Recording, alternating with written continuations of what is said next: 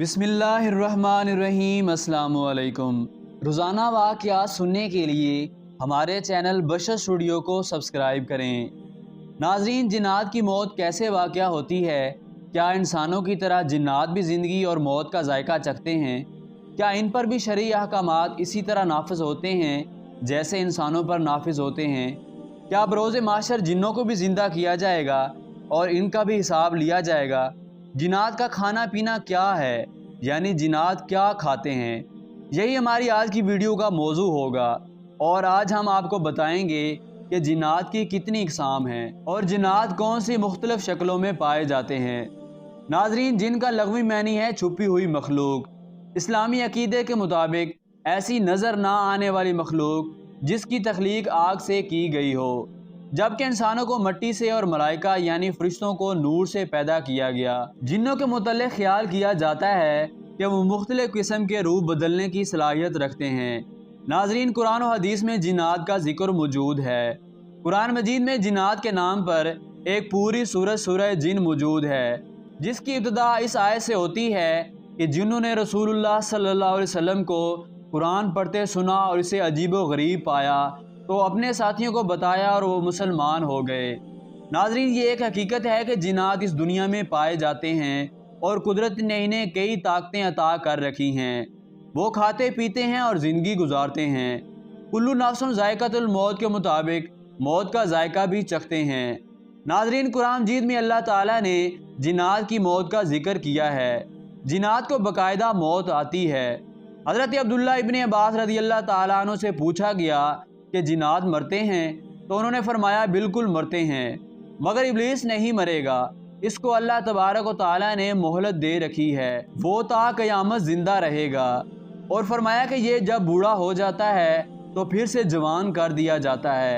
ये हमेशा 30 साल की उम्र का रहता है और बुढ़ापे के बाद हमेशा जवानी की जानब लौट आता है। ये रहेगा और बाकी जो जिन्नात हैं इनको मौत हो जाती है।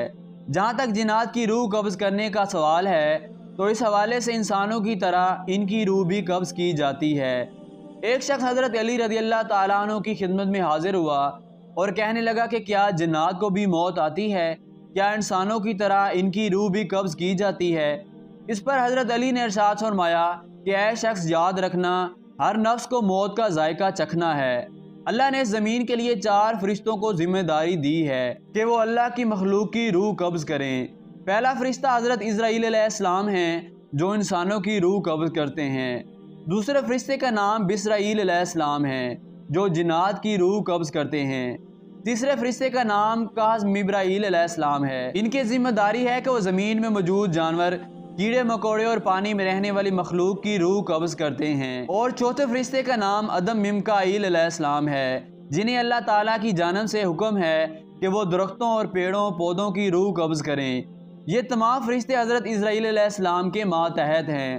हज़रत अली रज़ी अल्लाह ताला अन्हु ने इरशाद फरमाया, जिन्नात की मौत का सबब इन 3 चीज़ों में पोशीदा है। नंबर 1 मट्टी, नंबर 2 बारिश और नंबर 3 शहद। जब जिन्नात की ज़िंदगी का खात्मा होता है तो बिसराइल अलैहिस्सलाम जन्नत में मौजूद शहद की नहर से चंद कतरे शहद उठाकर जिन्नात के माथे पर रख देते हैं और यूं जिन्नात तड़प उठते हैं। और फिर वो जिन जो अल्लाह के कवानीन को तस्लीम करते हैं, इनको वो शहद लुत्फ़ व सुरूर अता करता है। और ऐसे जिन्नात जो शैतान के दोस्त बनकर इंसानियत को गुमराह करते हैं, मौत के वक्त वो कहते हैं कि हमने अपने आप पर बड़ा जुल्म किया, हमने शैतान की बात मानकर अपने साथ बहुत बुरा किया। इस वक्त शैतान दूर खड़ा ये मंजर देख रहा होता है और कह के लगा रहा होता है और यूं जिन्नात की रूह कब्ज़ होती है।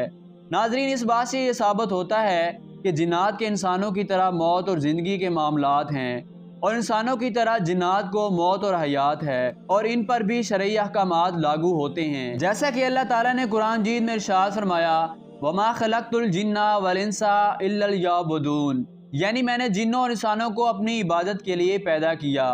नाज़रीन, रवायात में आता है कि इब्लीस को आसमान और दुनिया पर मुकर्रर किया था।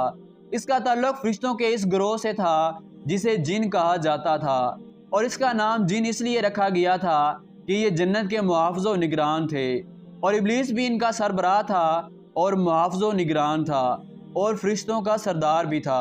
یہ بہت زیادہ عبادت گزار تھا۔ تاریخ طبری میں یہ بات موجود ہے۔ ناظرین، اسلام سے پہلے بھی عربوں میں جنوں کے تذکرے موجود تھے۔ اس زمانے میں لوگ سفر کرتے وقت جب رات آ جاتی تھی تو اپنے آپ کو جنوں کے سردار کے سپرد کر کے سو جایا کرتے تھے۔ جنات نے دنیا میں فتنہ و فساد برپا کر رکھا تھا۔ قرآن مجید میں حضرت سلیمان علیہ السلام کے متعلق بیان کیا گیا ہے کہ ان کی حکومت جنوں پر بھی تھی۔ حضرت سلیمان علیہ السلام نے جو عبادت گاہیں یعنی ہیکل تعمیر کروائے وہ جنوں ہی سے بنوائے۔ اللہ تعالیٰ نے جنوں کی مختلف اقسام پیدا فرمائی ہیں جو اپنی شکلیں بدل سکتے ہیں، مثلا کتے اور سانپ۔ ناظرین، روایات میں آتا ہے کہ جنوں کی 3 قسمیں ہیں۔ ایک قسم کے پر ہیں اور ہواؤں میں اڑتے پھرتے ہیں، اور ایک قسم سانپ اور کتے ہیں، اور ایک قسم آباد ہونے والے اور کوچ کرنے والے ہیں۔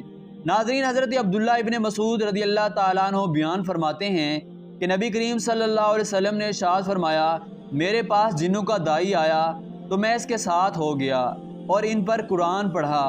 فرمایا کہ وہ ہمیں لے گیا اور اپنے آثار اور اپنی آگ کے آثار دکھائے، اور نبی کریم صلی اللہ علیہ وسلم سے زادِ راہ یعنی کھانے کے متعلق پوچھا تو انہوں نے کہا، وہ ہر ہڈی جس پر اللہ کا نام لیا گیا ہو وہ تمہارے ہاتھ آئے گی تو وہ گوشت ہوگی۔ نبی کریم صلی اللہ علیہ وسلم نے فرمایا کہ ان دونوں چیزوں سے استنجا نہ کرو کیونکہ یہ تمہارے بھائیوں یعنی جنوں کا کھانا ہے۔ ناظرین، قیامت کے دن جنوں کا حساب و کتاب بھی انسانوں کی طرح ہوگا۔ مجاہد رحمۃ اللہ تعالیٰ علیہ نے اللہ تعالیٰ کے اس فرمان کے متعلق کہا ہے کہ یقیناً جنوں کو یہ معلوم ہے کہ وہ پیش کیے جائیں گے۔ قرآن میں جنوں کے مرنے کے بعد اٹھانے کی طرف متوجہ کیا گیا ہے، جس سے ان کی بھی موت و حیات کا ثبوت ملتا ہے۔ فرمان باری تعالیٰ ہے، اے گروہ جنات، وہ انسان بھی ایسا ہی گمان کرنے لگے جیسا گمان تم نے کیا کہ اللہ مرنے کے بعد ہرگز کسی کو نہیں اٹھائے گا۔ روزانہ ایسے ہی واقعات سننے کے لیے ہمارے چینل بشر اسٹوڈیو کو سبسکرائب کریں۔